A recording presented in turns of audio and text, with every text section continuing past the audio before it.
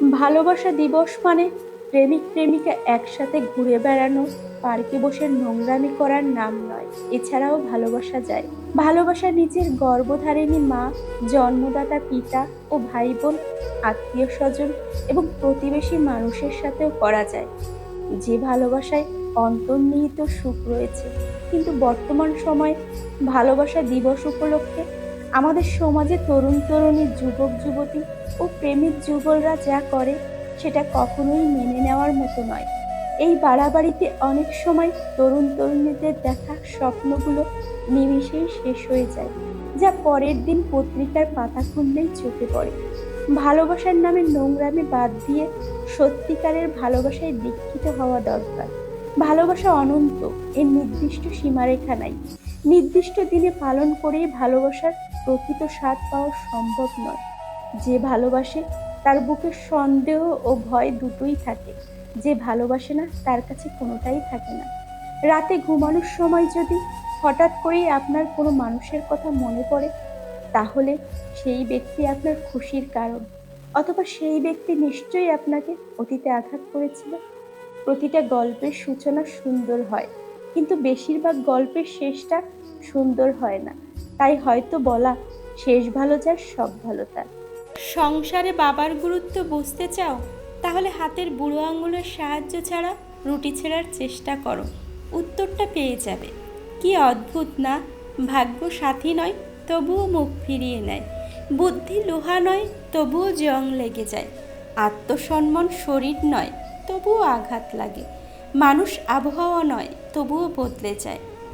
একজন জিজ্ঞেস করলো, ভাগ্য যদি প্রথমেই লেখা হয়ে থাকে তাহলে আশীর্বাদ দ্বারা কি লাভ হবে?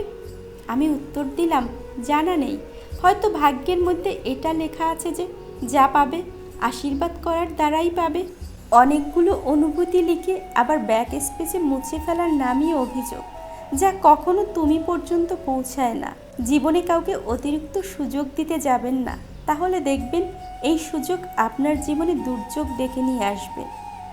কাউকে ভালোবাসলে একটা সময় ভুলে যাওয়া যায়, ছেড়ে আসা যায়, কিন্তু কেউ কারো মায়ায় পড়লে তাকে সারা জীবনের জন্য কাছে রেখে দেয়।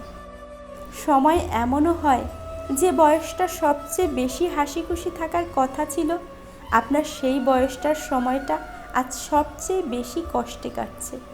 একই জোকস পড়লে বারবার হাসি না আসলেও একই দুঃখকে কেন্দ্র করে বারবার কষ্ট কেন হয়?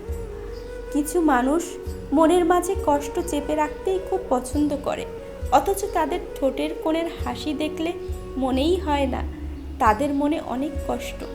জীবন কারোর জন্য থেমে থাকে না, কিন্তু মনটা মাঝে মাঝে থেমে যায় প্রিয় মানুষটার জন্য। তখন খুব বেশি কষ্ট হয়।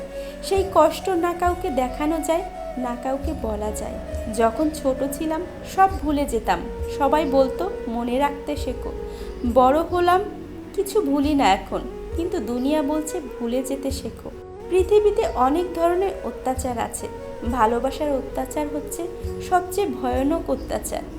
এ অত্যাচার বিরুদ্ধে কখনো কিছু বলা যায় না, শুধু সহ্য করে নিতে হয়। ধরে রাখা এবং যেতে দেওয়া উভয়ের মধ্যেই ভালোবাসা রয়েছে। সত্যি খুব ভাগ্যের ব্যাপার একজন চরিত্রবান জীবনসঙ্গী পাওয়া।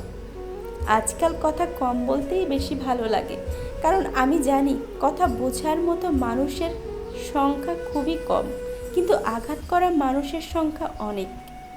ছেলেরা সব কিছু করতে পারে কিন্তু ক্ষমা করতে পারে না।